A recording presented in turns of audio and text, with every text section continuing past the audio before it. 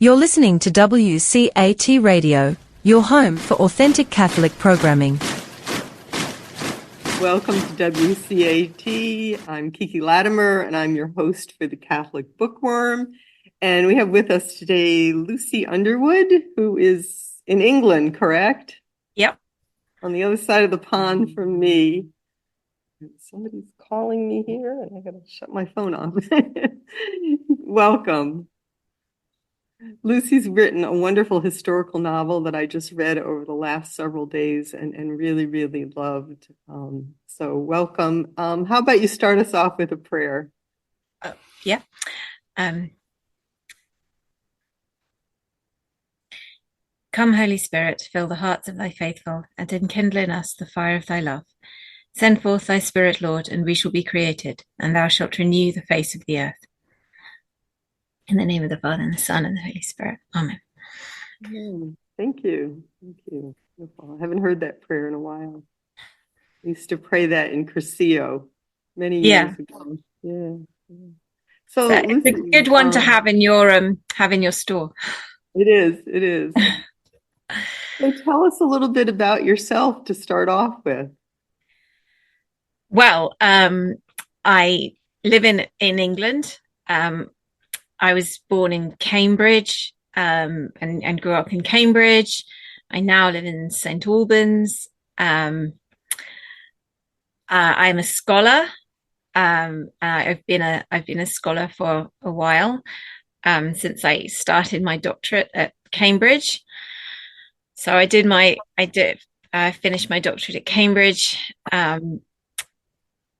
Before that, I studied at Oxford for my undergrad. But anyway, that's by the by. So I am a scholar and historian. My subject of research is early modern England. My scholarly work has a lot of it been about Catholics in England after the Reformation. And I'm also a writer. The Guest of Night is my first novel. They say you should write about what you know. So I wrote about Elizabethan England. In a way, the novel kind of grew symbiotically with my research, because I was, when I first sort of worked on the novel, I was researching Catholic children and young people for my PhD. That was my PhD book. So, it's in the history of childhood as much as, history of Catholicism. And so that in a way it kind of grew out of that. But of course it's also different. I mean, I think you can't, obviously you can't just pack up a history lesson in a novel, a historical novel is you're looking for a setting for a good story. And it happens to be in the past, Do you have a copy of the book by any chance? Yeah. So here is The Guest of Night. It's a beautiful cover. Thank you. And it was published by En route, correct? Yeah, so it's published by En route. You can buy it from En route, order it from major book retailers or direct on Amazon. Yeah. Great. Thank you. And it's there in paperback, ebook, audiobook, read by me. And hardback as well, I think. So wow, I wish I'd known. I would have loved to heard it read by you. So it takes place in the late 1500s. Yeah. Which was a time that wasn't a very good time in England for Catholics. Yeah, so in England at this time, it was prohibited to practice Catholicism, essentially. And there were different laws that made that difficult. It kind of ratcheted up to the max, as it were, with the law in 1585, by which a Catholic priest was guilty of treason just by entering the country. And along with that, if you were caught harboring or assisting a priest, so like having one in your house, or even like other things, there's like one or two reports where somebody's reportedly being condemned for buying the priest a drink. because that's harboring, that's aiding and abetting. So that was a felony, which a capital felony. So, and there were other laws that sort of prohibited the saying and hearing of mass. And there was also a capital crime to convert someone to Catholicism or to be converted. That was the statute against reconciliation. And also, and quite importantly, there was this kind of fine whereby if you didn't attend the state church, the Church of England services, then you were liable for £20 a month, which was a lot of money in those days. And of course, the thing about all of these statutes is that as a historian of early modern England, you don't expect statutes to have been enforced across the board. And so when it comes to recusancy fines, quite often they're mostly pursuing people who they know can afford it. And quite often they end up doing some kind of deal where they'll confiscate a certain proportion of your income or something like that. So it's not the case that all Catholics everywhere are paying this £20 a month. But the point is they always could come after you. And you can't be sure when, and you can't be sure they won't, and you can't be sure, what's going to trigger them coming after you. And obviously it goes from, the possibility of being fined to the possibility of losing your life, depending on what they've decided you've done and how badly you've done. And, Yeah. And I think that's always the thing, is that my sense is that most of the time, the really bad stuff doesn't happen to most people, but it always could. It's always in the background. And there's a lot of other things that it's very difficult for historians to know how often they're happening. Like, we know that a lot of Catholics end up in prison, and it's not always entirely clear exactly how that happens to some people or not others, or how long are they there for. We don't know the extent of things like imprisonment and various other kinds of persecution that could have been happening. So into this world, you introduce us to these three young people, to Hugh, Stephen, and Bridget. I thought it was very interesting that you made the decision to tell the story pretty much through the life and world and the viewpoint of teenagers, because teenagers, they don't always see the bigger picture, which is very interesting. So they're sort of privy to their own personal view of how things should be. But at the same time, teenagers there's a purity about, even though they don't always see the bigger picture, sometimes they see the more important picture. They have this purity of thought, which is kind of interesting. If they're good kids, basically they want to do the right thing. Yeah. Yes. And I think, yes, it's true that kids can have young people can have a kind of clarity and directness, can't they? Mm.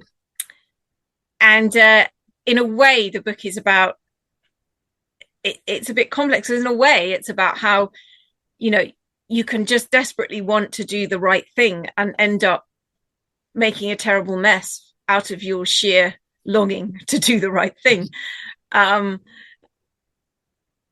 I suppose it's a kind of complexity of seeing the problems with that, and also having a compassion and a certain amount of admiration for that youthful way of being. I suppose we don't want to give away too much of the story. No. I do want to say it's interesting that once they have made a mess of things for doing the right thing in their viewpoint, and from they're not very nuanced in what the right thing to do is, and of course of how to do it, or how complicated and evil the world really is. But then when faced with the consequences, they dig even deeper into, well, now what is the right thing to do? Like, okay, now I've made this mess of things by trying to do the right thing, and now it's even worse. Now And what? now I've got to do something even more difficult. Yeah. Well, that's part of growing up, isn't it? It's this sense of, in some ways, if you're that kind of young person, as a teenager, you can have a very clear sense of right and wrong, a very clear faith, a very clear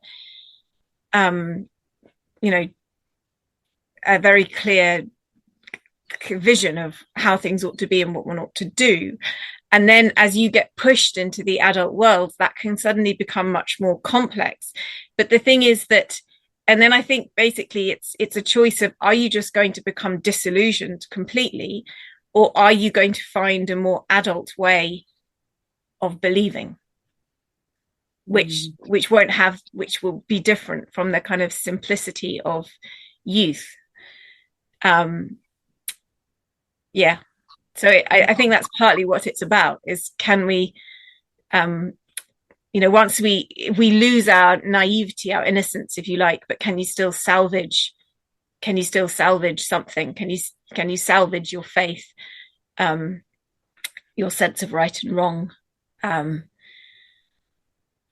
Now, this point in history, obviously, you had people on different sides of the issue. People who were Catholic, people who weren't Catholic, people who were deeply Catholic, people who were nominally Catholic, as to how much people were willing to risk.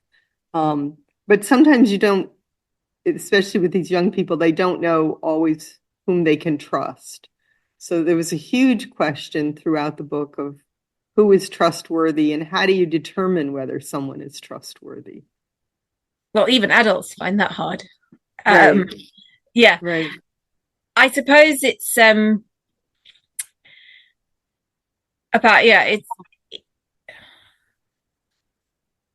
Sorry, there's a huge question with Stephen. Is Stephen trustworthy? He seems to be interested indeed. Is he? In Catholicism, but is he if he isn't, is it his fault? Because he has a sense of right and wrong as well. I think part of the thing, because of course, in the book, Hugh and Bridget are Catholic, but Stephen is not. And in history, Catholics were persecuted by Protestant governments, and Protestants were persecuted by Catholic ones, and that is part of the book too.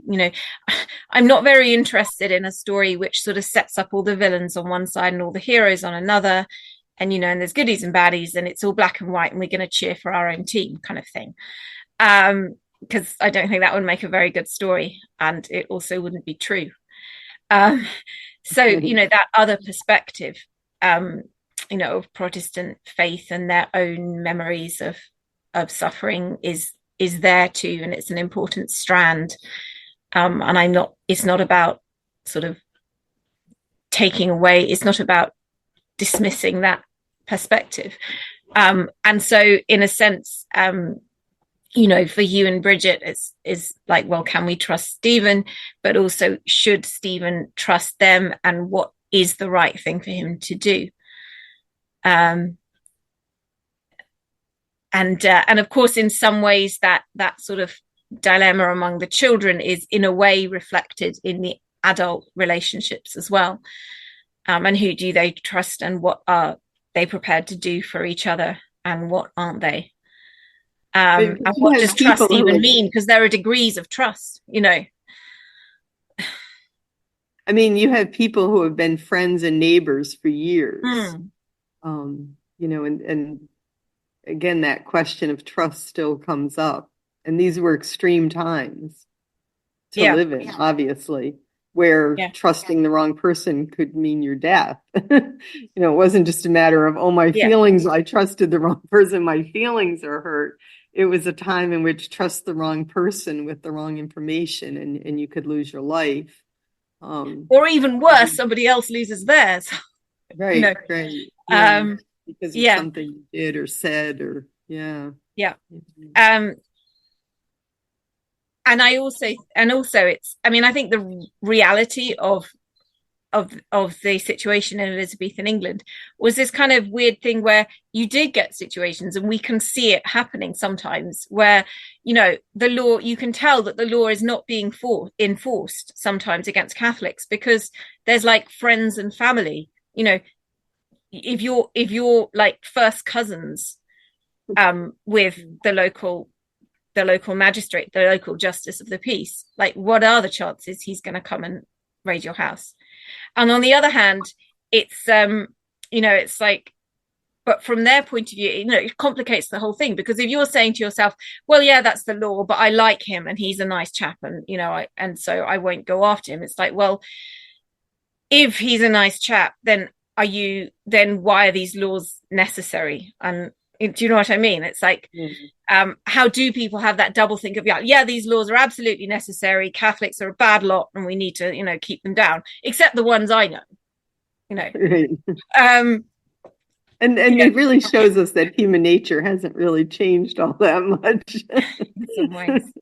You also bring in, you know, the fact that, you know, you may go after someone not because you dislike the fact that they're Catholic, but you might want their land, or you might want something else that's nothing to do with religion. Oh, yeah. People also acted entirely like out of self-interest as much as out of conflicting principle. Yeah. Right. Yeah. So you have these layers in the book of reasons that people act rightly and wrongly, and the choices that they make. Yeah. I think and I think part of the thing is that, as I said, I'm not very interested in a kind of, you know, simplistic heroes and villains thing.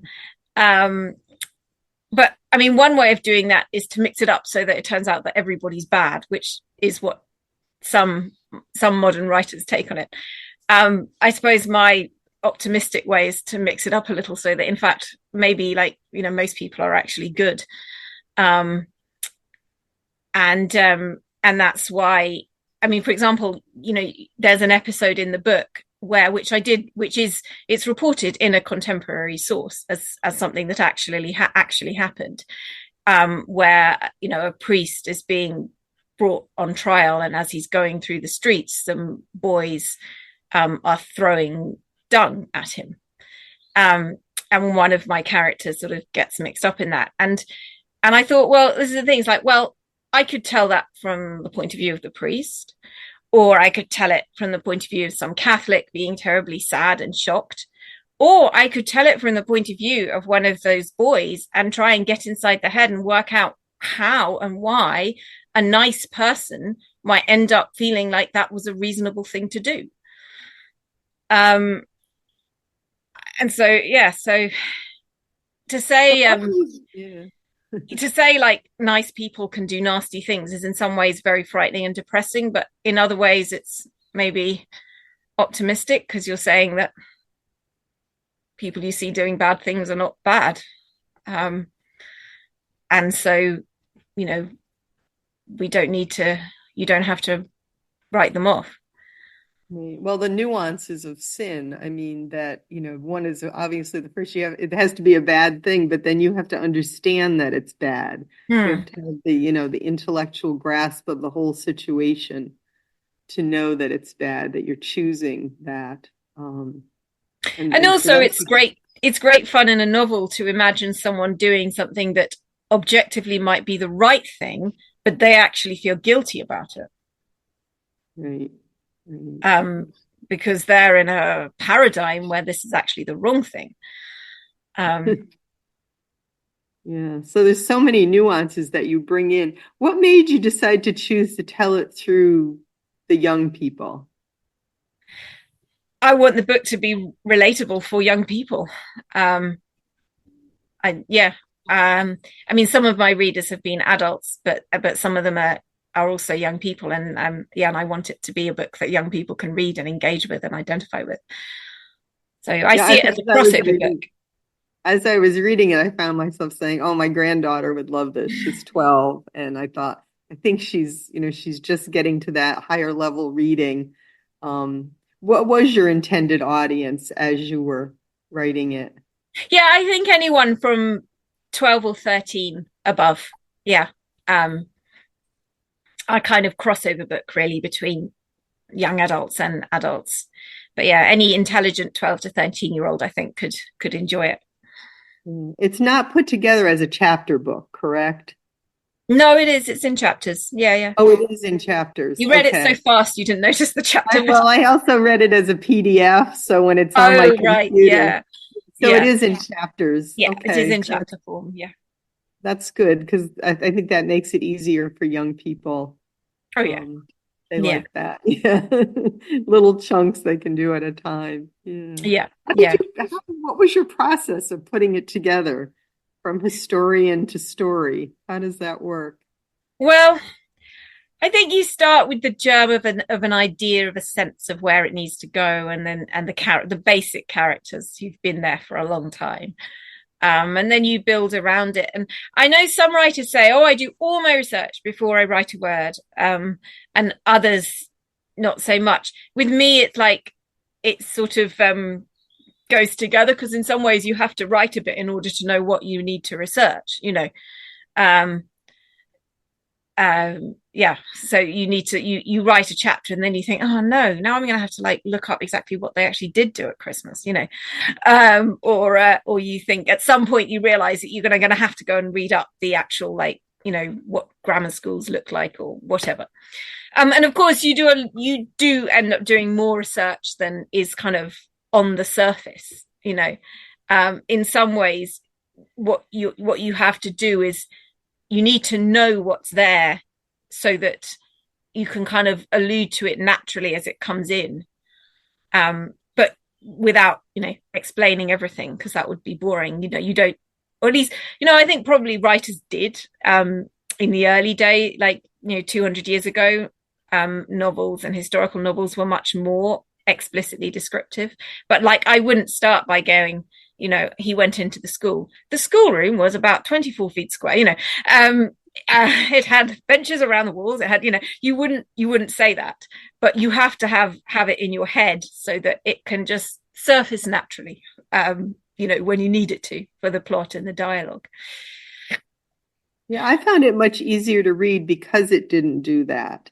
It just sort of flowed with the reality of their personalities really came through. And that was one of the things I loved. Did you have a favorite character as you were writing it?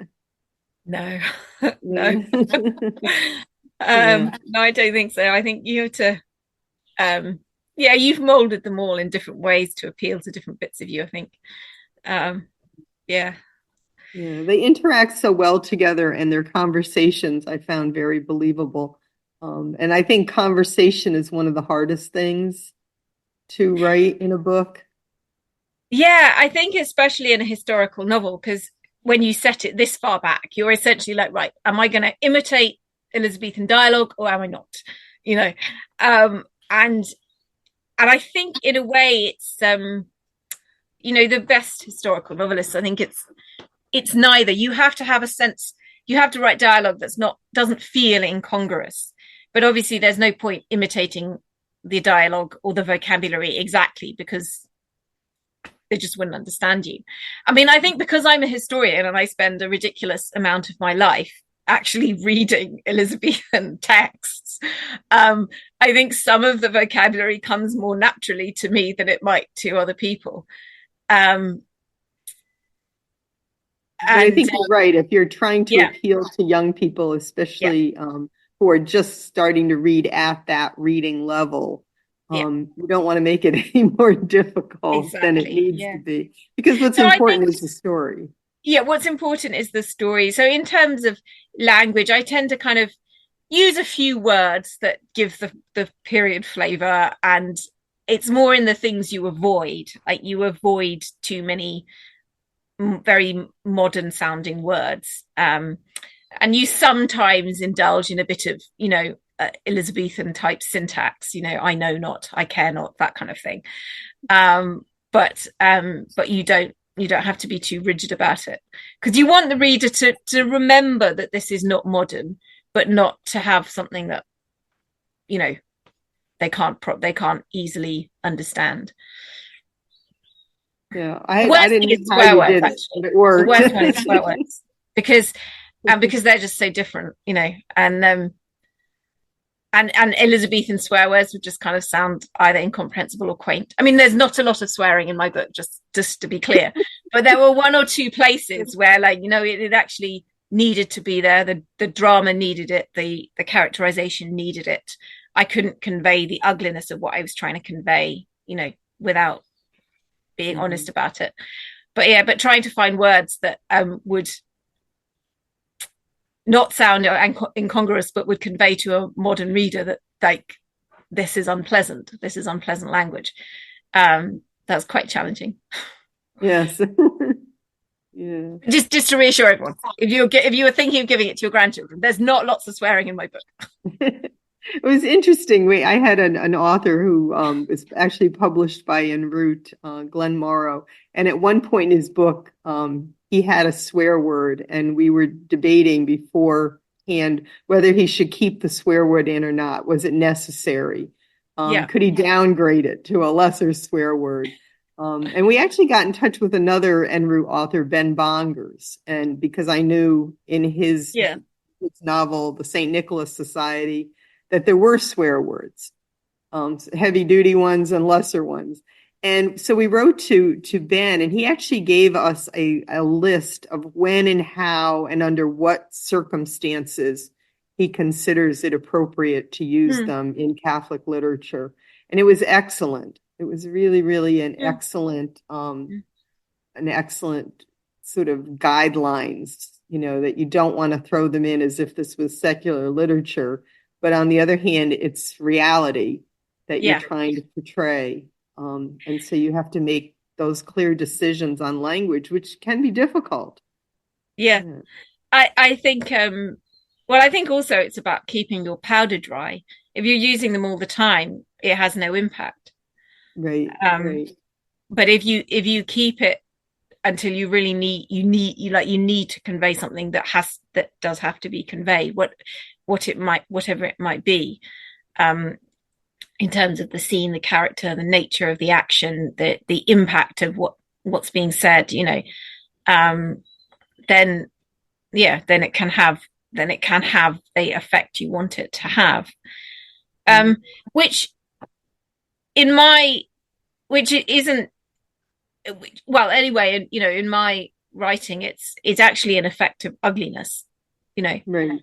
When I need it to sound ugly as it actually is, then you do that. I don't tend to use them like for fun, right. for comic Well, effect. that is the distinction, language is important, and the portrayal of evil and ugliness is also important. And it comes obviously in a book, it comes through language. You can't, portray it any other way. It's not a movie where you can kind of show ugliness. You have to use language. And there's this funny thing as well in the copy of Jane Eyre I read, and I presume that this was, I presume this was Bronte's original technique. You'd have D dash D, so she hadn't actually written the word. But it's like, but you have, because that's what he's supposed to be saying. When we read the line, we that's what we hear him saying. So what is the point? It's like, either use it or don't. Right. But then I suppose she was managing the expectations of that time period. The time. Yeah. I don't think that would work today. Yeah. It would more likely leave someone rolling their eyes as they were reading the book. So in addition, there are substitute swear words. This doesn't come into my book, but there are few things funnier I've ever heard than Rowan Atkinson in a scene of Blackadder. Something catastrophic happens, and he takes a long pause, and then he goes, "Rhymes with clucking bell." So much funnier than if he'd sworn. It's interesting. Oh goodness. So you've drawn us into this world of the late 1500s. And I did stay there. I didn't know quite how you did it, but I was well aware throughout the book that even though, it was teenagers interacting as teenagers in one sense, there was an awareness all the way through that this was not present day. So I wasn't quite sure how you achieved it, but you did achieve it. What else were you hoping? I mean, you're obviously trying to teach us about that time period, what it was like for Catholics in that time period. Were there other lessons you were hoping for as well? I'm trying to write a good story that people would want to read. I think what's the story about? It's about friendship, faith, fear, and growing up. And a bit what we talked about earlier, that thing of what does faith look like after naivety? And it's, in a sense, the book doesn't end with that all kind of resolved. But it ends, it doesn't end with that all resolved, but it ends with kind of possibility. Because again, I didn't want a neat and tidy, pat ending. So I've left a few things open. And in a sense, that's sort of for the reader to kind of resolve in his or her head, I wondered whether I was when it ended, I was like, okay, she's left this open for a perfect sequel. Is there a sequel in mind? Oh, in my head. Oh, yeah, there's plenty more I can do with them. In some ways, the question is. Want a sequel. Oh, yeah, so do I. But so yes, no, it's definitely in my head, but that's a major project. So especially I need to character who gets, I don't want to mention names, but who gets shipped off, who gets sort of sent away for an education elsewhere. But I felt like there was so much with the three young people that you just wanted to know, like, where the next 10 years takes them. So you do have it sort of in your head, huh? Oh, yeah. Yeah. I mean, it can go different ways. And it's the kind of, do I take this where it looks like it's going, or do I take it in a completely different direction? But also I have to convince myself as well. It is funny that writers have been known to say, oh, I couldn't do that to such and such unless he wanted me to. And a bit of he's like, oh, for goodness sake, you're the writer. They're made up. They can do whatever you say they're going to do. But in some ways, once you've created characters, they do have like internal consistency, and you can't actually just make them do whatever. And it doesn't entirely work always. Have you ever read? You've read Little Women? Yeah. Yes. Yeah. Long time ago. And you've read Good Wives? No. Oh, okay. Oh, maybe no. I think maybe in some editions, Little Women is run together. There's two parts to it, and they're both called right. Because did you ever find it convincing that Joe and Laurie didn't get married? Because I didn't. I never found it. It always felt like Louisa Alcott was trying to teach us a lesson about how friendship doesn't always lead to marriage, So therefore they mustn't get married. But I never really quite believed her. Right. I had the experience, of course, you've read To Kill a Mockingbird.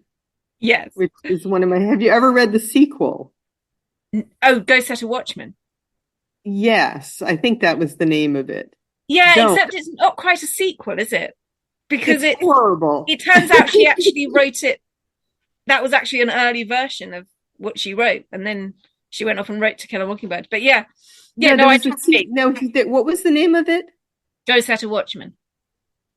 She wrote a sequel to Kill a Mockingbird that was never published until that's the one I've read 15 or 20 years ago. And I read the first chapter, and it was so horrible that I didn't finish it because she killed off like two of the main characters right off the bat. They were dead at the beginning. It was just all wrong. I wanted to know what happened to the three children. Yes. So I was very excited that someone had found this manuscript and published it. And in the first chapter, so two of them you find out were dead. You know? Yeah. Oh, okay. Right. Oh no, Yeah. it's just bad. Yeah. So if you write a sequel, don't kill anybody off. You know? You get invested in these characters, and it's delightful. Yeah, I read a wonderful book once called Across the Nightingale Floor. And the funny thing was, she accidentally made the most compelling character the one that dies at the end of book one. And then there's like two more books. And the thing is that the central character of the trilogy is obviously meant to be the one who survives, who's there all the way through. And I did read all three of them. They were that good. But the thing was that after like that character in the first book wasn't there, it just wasn't quite the same. She just accidentally made him too good.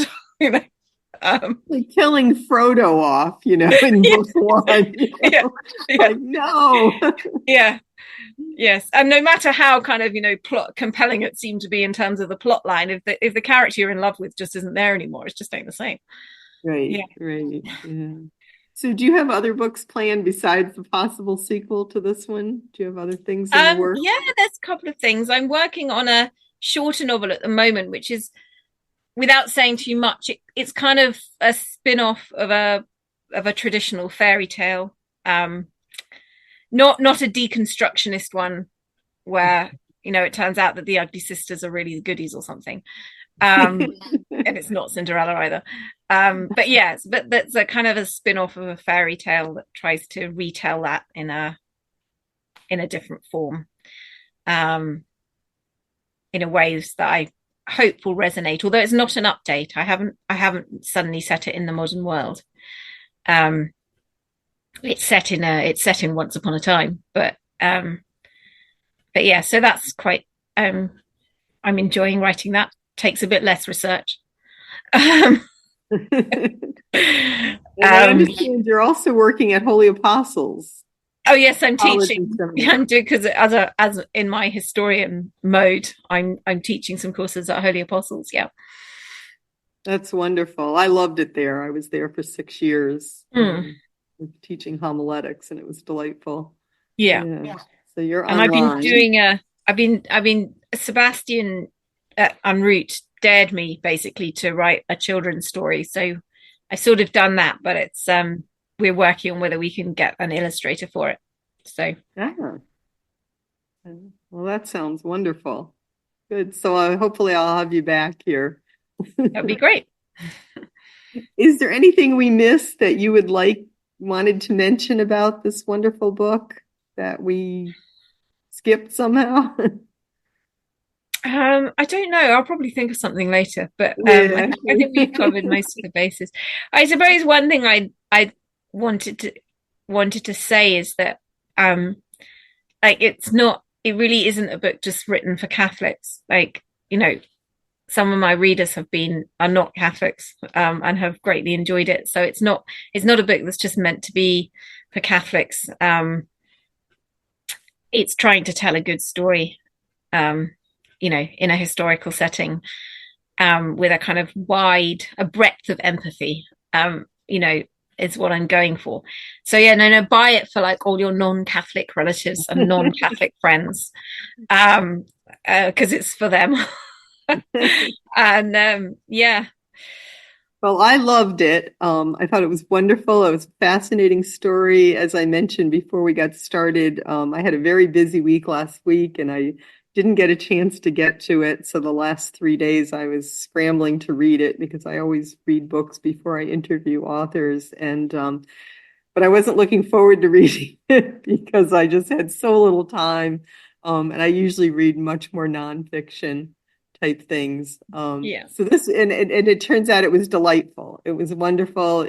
I wound up, you know, it was a page turner. I just sat and computer turner, and because I had the PDF, but it was wonderful. It kept my attention, and I really enjoyed reading it. And again, I did think about my 12-year-old granddaughter, who's just sort of stepped up, sort of past the chapter book stage, and thought, oh, I bet Leah would really love this. So And so I could picture young people reading it, Yeah. both, learning, like you said, learning about, that time in history, the late 1500s, a difficult time in England for Catholics, certainly, but also learning about, friendship and loyalty and family loyalty and the nuances of doing right. And sometimes needing the bigger picture of what's the right thing to do. So I loved it. It was wonderful. And thank you. Thank you. Great. Would Thanks. you like to end us with a prayer? Okay. Hail Mary, full of grace, the Lord is with thee. Blessed art thou amongst women, and blessed is the fruit of thy womb, Jesus. Holy Mary, Mother of God, pray for us sinners, now and at the hour of our death. Amen. In the name of the Father, the Son, and the Holy Spirit. Amen. Again, this is author Lucy Underwood, and her book is Guest of Night. And get hold of it. It was delightful. Thank you so much. Thanks. Hello, God's beloved. I'm Annabelle Mosley, author, professor of theology, and host of Then Sings My Soul and Destination Sainthood on WCAT Radio. I invite you to listen in and find inspiration along this sacred journey we're traveling together to make our lives a masterpiece and, with God's grace, become saints.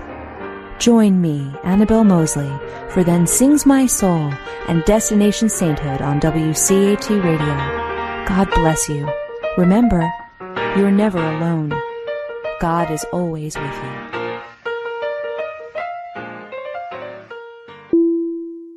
Thank you for listening to a production of WCAT Radio. Please join us in our mission of evangelization. And don't forget, love lifts up when knowledge takes flight.